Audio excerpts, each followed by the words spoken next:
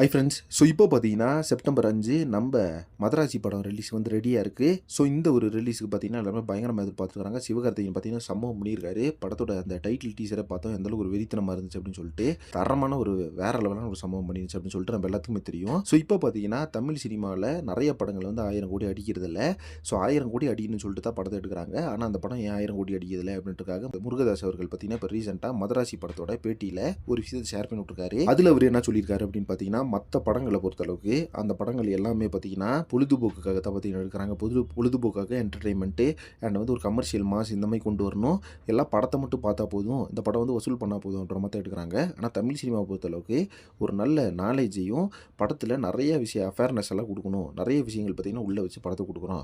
So இந்த மாதிரி ஒரு கண்டென்ட் ஓரியன்ட் படம் தான் வந்து தமிழ் சினிமாவில் 1000 கோடி அடிக்கிறது இல்லை அப்படின்ற மாதிரி சொல்லியிருக்காரு.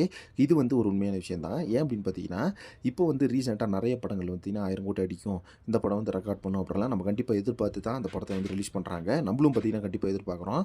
ஆனால் அந்த படம் வந்து 1000 கோடி அடிக்கிறது இல்லை அப்படி தான் உண்மையான விஷயம். ஸோ இந்த படங்கள்லாம் 1000 கோடி அடிக்கிறதுக்கு ஒரே ஒரு காரணம் அப்படின்னா நம்ம முருகதாஸ் சொன்னதான் கரெக்டான விஷயம் நான் பார்க்குறேன்.